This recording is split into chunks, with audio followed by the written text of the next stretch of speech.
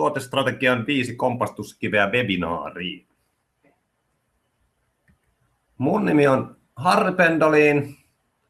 Mä oon Prodmanin perustaja ja tämän meidän pienen pumppumme toimitusjohtaja. Olen ollut siitä lähtien, kun Prodman perustettiin 2009. Sitä ennen ehdin olla 10 vuotta erilaisissa tuotehallintahommissa, tuotepäällikkönä, tuotemarkkinointipäällikkönä, tuotehallintaryhmän vetäjänä. Eli reilun 15 vuoden kokemus on tällä hetkellä tuotehallinnasta ja sitä ennen ehdin vähän aikaa olla softakehittäjänä, harddisk-kehittäjänä, testaajanakin.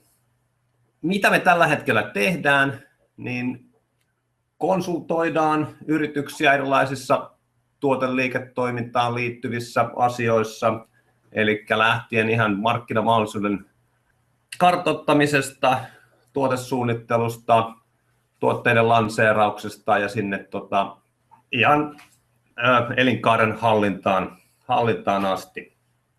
Koulutetaan, konsultoidaan, myöskin mentoroidaan tuotepäällikkönä.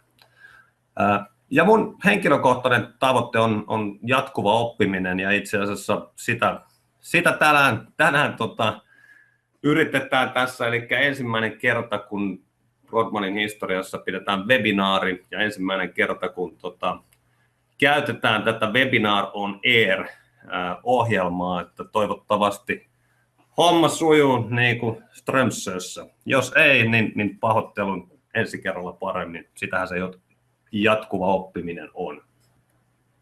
Webinaarin sisällöstä sen verran, että aloitetaan sillä, että käydään ihan lyhyesti läpi, että kenelle se tuotestrategia on oleellinen, kuka sitä tarvitsee.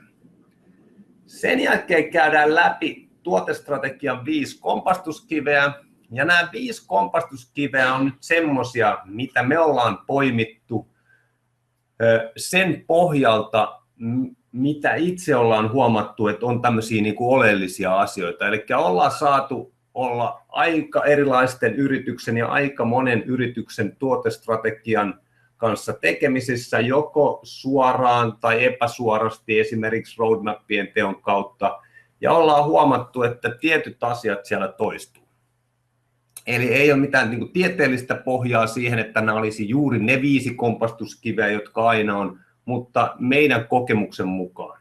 Ja itse asiassa tästä sitten webinaarin lopuksi niin haluaisinkin pitää semmoisen pienen pollin, että voitte niin kuin vastata.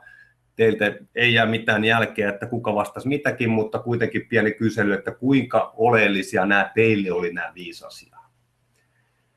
Hyvä. Ja sitten sen jälkeen, kun me ollaan nämä 5 kompastuskiveä ja mitä niille pitäisi tehdä, käyty läpi, niin otetaan vielä lopuksi kysymykset ja vastaukset -osio. Elikkä, kuka tarvitsee tuotestrategiaa? Jos me ollaan räätälin bisneksessä, niin silloin se liiketoiminta perustuu siihen, että asiakas tulee ja kertoo, mitä asiakas haluaa. Elikkä tuotestrategiaa ei tarvita. Liiketoiminta on projektiliiketoimintaa ja tarkoittaa sitä, että asiakas speksaa, mitä asiakas haluaa. Toinen ääripää on sitten se, että me tehdään esimerkiksi naisten talvitakkeja, jolloin me tarvitaan tuotestrategiaa. Sanotaan, että tuoteliiketoiminta on markkinalähtöistä. Eli me joudutaan tehdä ne päätökset, mitä tuotteistetaan, kenelle tuotteistetaan, mihin hintaan tuotteistetaan ja niin edespäin. No, ikävä kyllä asia ei ole ihan näin mustavalkoinen. Jos maailma olisi mustavalkoinen, niin meillä olisi paljon helpompaa, mutta tosiasiassa niin tässä on semmoinen harmaa alue. Eli ei ole vaan projektiliiketoimintaa tai tuoteliiketoimintaa, vaan monet liiketoiminnat, itse asiassa varmaan B2B-puolella suurin osa liiketoiminnasta on jotain tältä väliltä. Eli esimerkiksi tämä räätäli voi päättää, että hän tekee takkeja tai pukuja vaan tiettystä kankaasta, tai hän voi päättää, että hän tekee pelkästään miehille niitä pukuja ja valitsee 3 mallia, mitä tekee. Hän voi päättää, että pukuja on vain tässä, tässä ja tässä hintaluokassa. Nämä kaikki on tuotteistuspäätöksiä ja vie sitä liiketoimintaa kohti tuoteliiketoimintaa. Tai hän voi käyttää niin kuin valmiita palasia jostain, jolloin se tuotteistus on enemmän siellä tuotantopuolella. Eli lähtien jo siitä, että tuotteistus itsessään on aina strateginen valinta. Minkälaista liiketoimintaa me tehdään, ollaanko me räätäleitä vai ollaanko me niitä massavalmistajia vai jotain siltä väliltä, niin se on jo yrityksen strateginen valinta. Mutta sieltä se sitten tippuu alas kohti tuotepäälliköitä ja tuotemarkkinointipäälliköitä ja muita silloin, kun me ollaan tehty päätös, että jotain tuotteistetaan. Tuotestrategiaa siis tarvitsee jokainen yritys, joka haluaa vakioimalla tehostaa liiketoimintaa. Ja tässä nyt vielä niin kuin korostan, että se vakiointi voi olla joko sillä tuotantopuolella tai se voi olla myyntipuolella. Eli se syy, minkä takia tuotteistetaan, voi olla sekin, että halutaan tehdä vain ostaminen helpommaksi. Tai sitten se syy voi olla siinä, niin kuin tuossa takkibisneksessä usein, että tietysti tuotanto on paljon helpompaa, kun me pystytään vakioimaan se tai tehokkaampaa.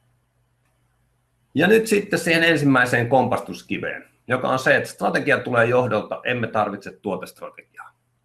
Tarkoittaa sitä, että varsinkin silloin, kun me ollaan enemmän siellä räätälin puolella, lähdetään tuotteistamaan jotain, me odotetaan, että ylhäältä joku kertoisi meille, mitä pitää tuotteistaa. Mutta kun me mennään sinne kohti sitä takkibisnestä ja kohti sitä, että me halutaan tehostaa sitä toimintaa, saada mahdollisimman hyvällä katteella tuotteita aikaan, niin meidän pitää tehdä valintoja. Tarkoittaa sitä, että ne valinnat tehdään ennen kuin se asiakas tulee ostamaan meiltä sitä takkia. Räätäli kysyy asiakkaalta, minkä värisemmistä kankaasta, minkä kokoinen ja mallit ja niin edespäin. Mutta nämä kaikki päätökset pitää tehdä tuotebisneksessä ennen kuin se asiakas tulee kauppaan. Eli siellä valitaan väriä, materiaalia, laatua, elinkaarea, kenelle se on ja niin edespäin. Ja tehdään nämä päätökset markkinaymmärryksen perusteella. No, mitä tapahtuu, jos me ei tehdä näitä tuotteistuspäätöksiä? Nämä on ne päätökset, mitkä itse asiassa kuuluu tuotepäälliköille, tuotemarkkinointipäälliköille, product ownereille. Ja jos näitä ei pystytä tekemään proaktiivisesti, eli tarpeeksi aikaisin perustuen johonkin tuotestrategiaan, niin yleensä se johtaa siihen, että ne päätökset tehdään rönsyille. Yhdelle asiakkaalle yhtä, toiselle toista. Tuotekehitys tekee yhdenlaisia päätöksiä, tuotemarkkinointi tekee toisenlaisia päätöksiä. Ja ennen kaikkea, kun tuotekehitys ja kaikki johtaminen nykymaailmassa menee siihen, että enemmän ja enemmän halutaan autonomista päätöksentekoa. Halutaan, että ihmiset pystyy itse tekemään päätöksiä. Jos meillä ei ole tuotestrategiaa, niin nämä päätökset vie yleensä sitä bisnestä eri suuntiin. Okei, diversiteetti on hyvä, mutta pitkällä tähtäimellä niin aika sietämätön tilanne, jos ihmiset ei tiedä. Pitäisi tehdä päätöksiä, mutta ei tiedä, minkä perusteella niitä päätöksiä tehdään. Tarkoittaa sitä siis, että tuotestrategia ei voi tulla johdolta, varsinkin kun on paljon tuotteita, paljon päätöksiä. Mitä tuotteistetumpaa, sitä enemmän niitä päätöksiä pitää tehdä siellä organisaation alemmilla tasoilla. Ja jotta niitä päätöksiä pystytään tekemään siellä alemmilla tasolla, pitää olla tuotestrategia. Tai joku strategia, minkä perusteella niitä tehdään. Ja yleensä siitä strategiasta on silloin tuotepäällikkö vastuussa ja siitä, että kaikki tietää, miten ne päätökset tehdään. Toinen kompastuskivi on se, että meillä menee hyvin. No, nyt voitte tietysti kysyä, että minkä takia se on kompastuskivi, että menee hyvin. Kompastuskivi se on sen takia, että harvoin se markkina pysyy samanlaisena ja menee ikuisesti hyvin. uskoisin, että suurimmalle osalle, jos ei lähes kaikille mukana oleville, niin nämä 2 yritystä tai 2 puhelinnumeroa on ainakin tuttuja. Eli numeropalveluiden puhelinnumerot 0100 ja 020202. Historia näillä 2 yrityksellä alkaa itse asiassa 1990-luvulta, jolloin lähes jokaisessa kodissa, yrityksessä oli edelleen lankapuhelin. Koska se lankapuhelin oli siellä kiinteästi, niin oli helppo pitää sen puhelimen vieressä myöskin puhelinluetteloita. Jos tarvittiin joku numero, niin otettiin ne puhelinluettelot, selattiin sieltä, löydettiin oikea numero ja saatiin yhteys asiakkaaseen tai ystävään tai sukulaiseen tai kehen nyt tarvittiin. Hyvä. 2000-luvulla kännykät alkoi yleistymään. Tarkoitti sitä, että kun ihmiset halusivat soittaa jollekin, niin ne ei välttämättä ollut enää sen puhelinluettelon vieressä. Ja silloin alkoi näiden 2 numeron kulta-aika. Ihmiset tarvitsi helposti muistettavat numerot, puhelinoperaattorit, jotka omisti tämän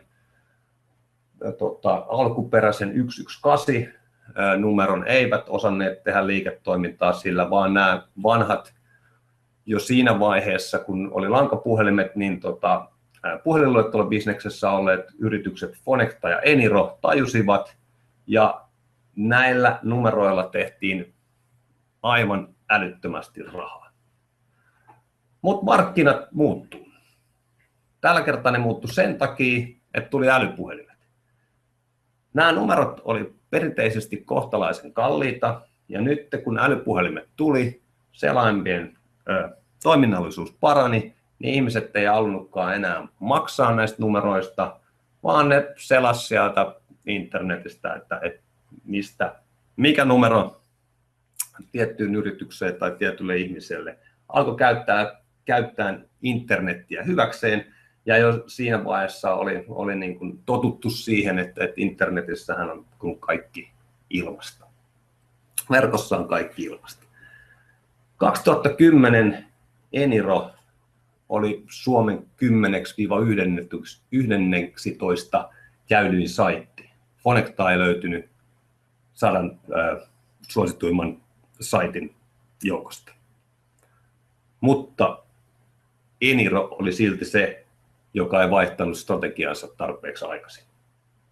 Nyt Eniro ei itse asiassa Suomessa enää ole. 0100 numero löytyy, mutta se on myyty toiselle yritykselle. Eniro löytyy vielä Ruotsista. Fonecta, jonka strategiassa oli käyttää nämä asiakkaat ja niistä saatu hyöty toisella tavalla, on edelleen voimissaan. Ja itse asiassa nyt heidän saittinsa on 7.2. suosituin Suomessa. Hyvä. Näille 2 yritykselle tämä muutos, mikä johtui niin kuin mobiilisuudesta ja sitten tai internetin tulosta puhelimeen, tapahtui paljon aikaisemmin kuin monelle, varsinkin B2B-yritykselle. Mutta tänä päivänä markkinat muuttuu nopeammin kuin koskaan ennen. Turhan useassa yrityksessä se tuotestrategia on rakennettu sen ympärille, että mitä itse tehdään ja hyvin pitkälle tämän päivän ympärille. Eli se tuotestrategia pitäisi ottaa huomioon myös mitä tulee tapahtumaan. Tämän päivän on huomisen eilinen, joten tämän päivän myyntiluvut, jotka on itse asiassa indikaattori siitä, mitä on myyty, ei voi olla tuotestrategian pohjana. Tuotestrategian pohjana pitää olla se, mitä tapahtuu tulevaisuudessa meidän markkinoilla ja ymmärtää koko ajan tuotestrategian laatijan, että mitä tulee tapahtumaan, miten me varaudutaan näihin asioihin, koska markkinat muuttuu joka tapauksessa. 3. kompastuskivi on se, että meillä olisi hieno tiekartta, roadmappi. Ja näinhän useissa yrityksissä on, kun puhutaan tuotestrategiasta, niin viitataan siihen roadmappiin, jossa kerrotaan, että mitä sille tuotteelle tulee tapahtumaan. Mitä 2020 me tullaan rakentamaan ja mitä uusia featureita tulee, ehkä mitä uusia versioita koko tuotteesta tai mitä nyt sitten ollaankaan kehittämässä. Turhan useissa yrityksessä ja turhan usealla tuotepäälliköllä se roadmap näyttää vielä tältä. tai jotain tämän tapasta. Ja tämähän on itse asiassa tämä roadmappi tietynlainen näkymä vanhasta Gantti-kartasta, eli projektiliiketoiminnan mallista, jossa kerrotaan, että mitä me ollaan tekemässä ja milloin tulee valmista. Hyviä esimerkkejä siitä, että mitä saadaan aikaiseksi, on esimerkiksi Motorola Iridium, yksi maailmankaikkeuden kalleimmista epäonnistumisista.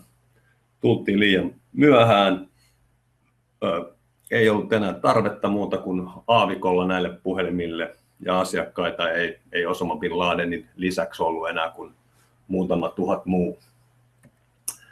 Apple oli aivan liian aikaisin markkinoilla Newtoninsa kanssa, teknologia, käytettävyys ei ollut valmis, mutta tuote saatiin aikaiseksi ja markkinoille kyllä.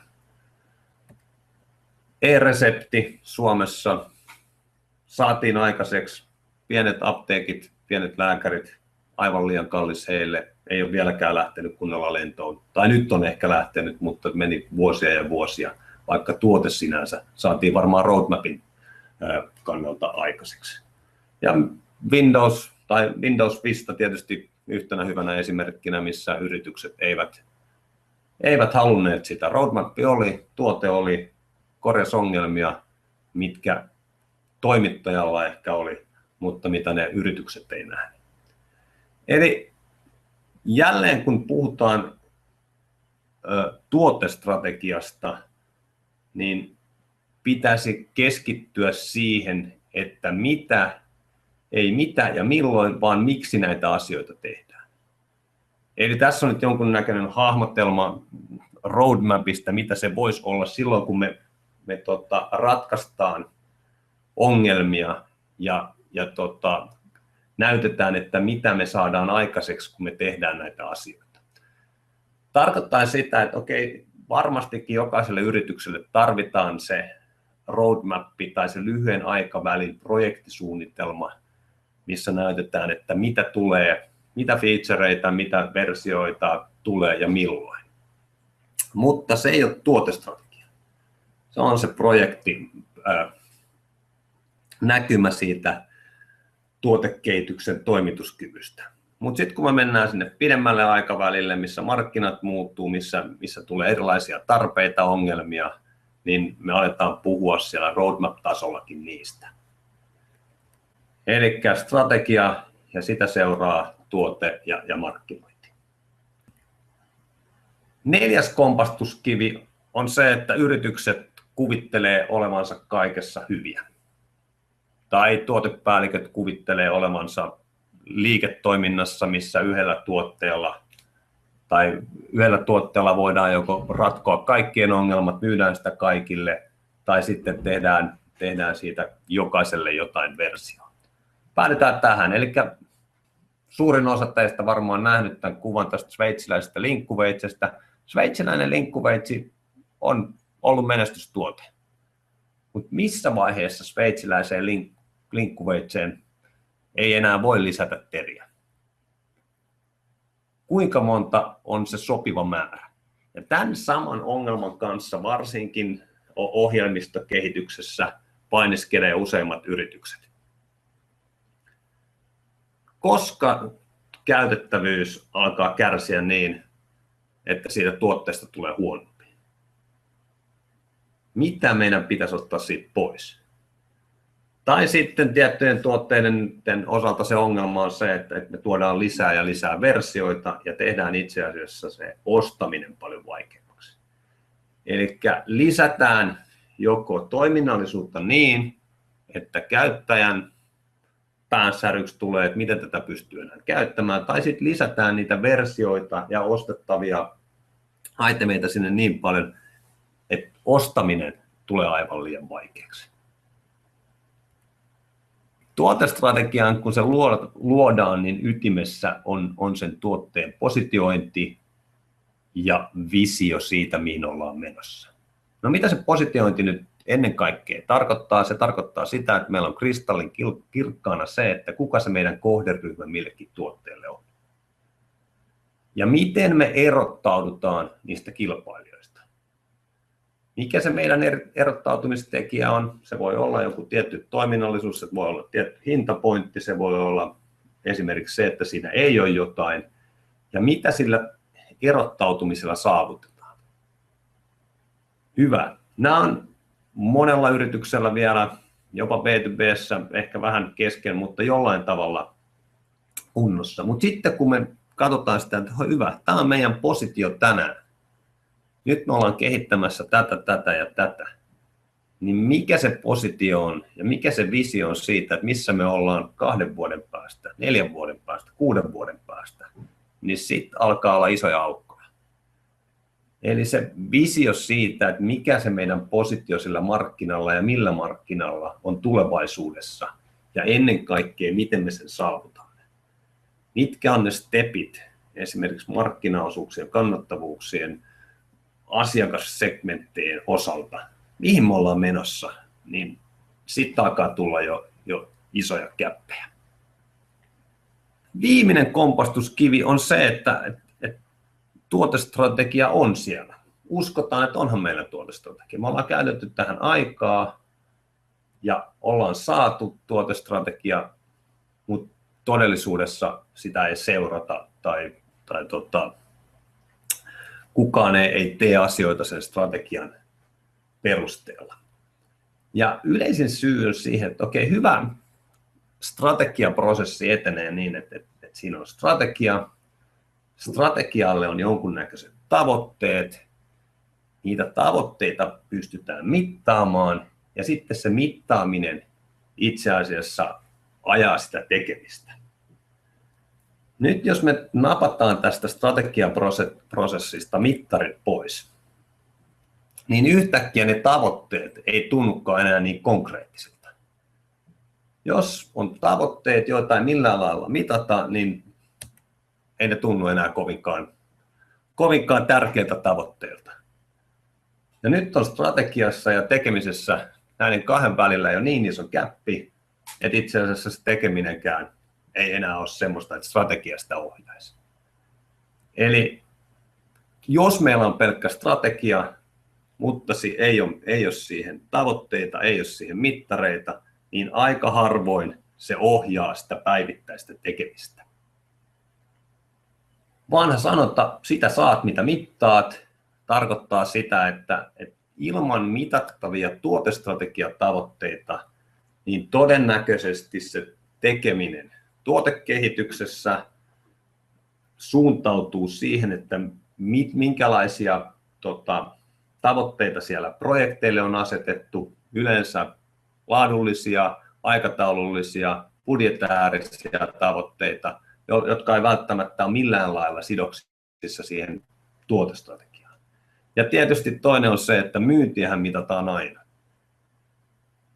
Ja jos on vähänkin tämmöinen asiakasorientoitunut account-tiimi siellä esimerkiksi, ja strategiaa ei ole tai mitattavaa strategiaa, niin sitten mitataan eurojen suhteen. Eurot on tärkeitä, mutta jos me se pelkästään euroja mitataan, niin me yleensä päädytään sitten tekemään sitä räätälin hommaa. Mitä asiakas haluaa, kaikki tehdään pidemmällä aikavälillä, ei välttämättä kaikista tehokkainta liiketoimintaa. Eli nyt ollaan käyty nämä tuotestrategian kompastuskivet läpi. Yhtään kysymystä ei ole vielä tullut. Jos tässä vaiheessa on kysymyksiä näistä, niin kirjoitelkaa sinne, vastataan niihin kohta. Mutta sitä ennen mä yritän tästä nyt laittaa teille pollin, eli kuinka monta näistä kompastuskivistä oli teille ja teidän bisnekselle relevantteja? 0-1, 2-3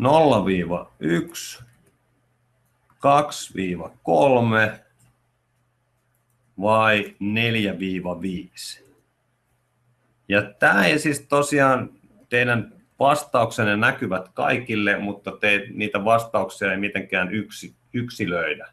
Ja mitä me nyt tässä haluttaisiin tosiaan saada aikaiseksi, olisi pikkasen vahvistusta sillä, että me ollaan niin oikeanlaisten ongelmien äärellä. ja toisaalta teidät vähän miettimään, että mitkä näistä nyt tosiaan on semmoisia, mitä teillä tehdään oikein.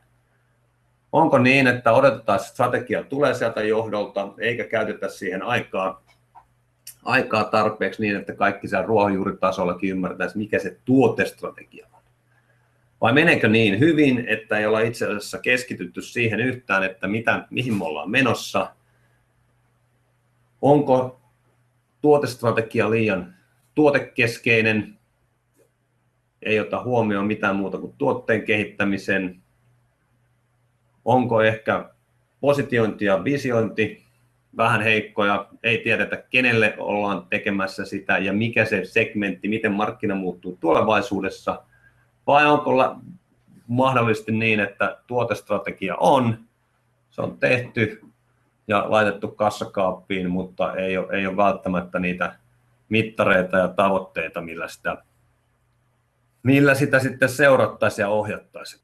Mitä seuraavaksi? Jos siellä ei ole niitä kompastuskiviä tai niitä on ehkä yksi, niin jatkakaa ihmeessä samaa mallia.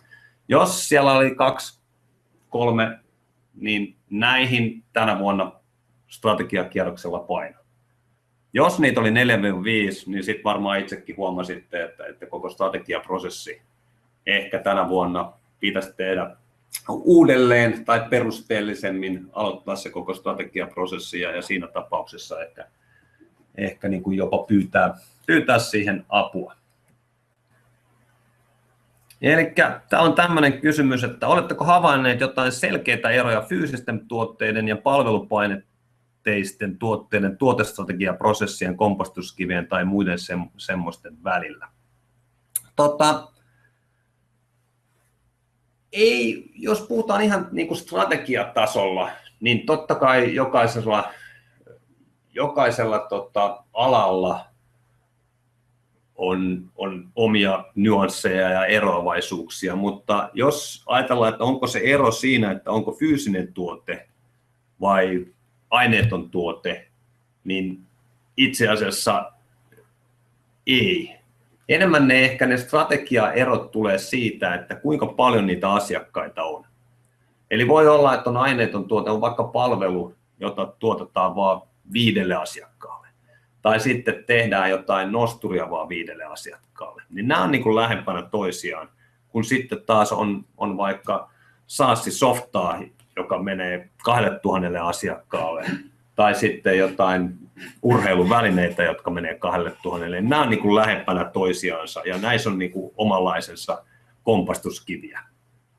Sitten toinen kompastuskivi on tietysti niin kuin yleensä sieltä yrityksen sisältä, että missä tasolla sitä strategiaa tekee. Mutta muuten en näe välttämättä, niin kuin, että eroja olisi hirveästi sen mukaan, että onko kyseessä softaa vai onko kyseessä rautaa.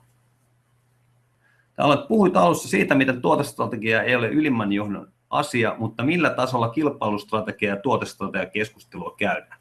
Mun mielestä se keskustelu siitä strategiasta pitäisi käydä joka tasolla. Puhuin siinä alussa että niin kuin autonomisesta päätöksenteosta ja mihin suuntaan johtaminen yleisesti on menossa. Suomessa on kohtalaisen vähän hierarkiaa loppujen lopuksi, mutta ollaan koko ajan menossa siihen, että johtamistapa on entistä flatimpi. Eli kerroksia ei ole hirveästi. Jos katsotaan uusia startuppeja, uusia tämmöisiä menestysyrityksiä, niin siellä ei välttämättä sitä keskijohtoa juurikaan ole ollenkaan. Ja sehän tarkoittaa sitä, että se strategia tehdään todella niin kuin lähellä sitä johtoa. Yritykset on erilaisia, mutta strategia ja inputti siihen strategiaan mun mielestä pitäisi tulla siis joka tasolta. Se, että minkä takia tuotepäälliköitä tarvitaan ja tuotejohtajia on se, että jonkun se strategia kuitenkin sit pitää laittaa kasaan, kommunikoida, tehdä ne päätökset, mutta niihin päätöksiin ja varsinkin kun niitä päätöksiä tehdään, niin yrityksessä jokaisen pitäisi olla siinä jollain tavalla mukana, tai ainakin jokaiselle pitäisi luoda mahdollisuus olla siinä mukana. Nyt näyttää siltä, että enempää kysymyksiä ei tule, joten kiitoksia kaikille osallistumisesta ja palataan asiaan. Hyvää työpäivää. Moi.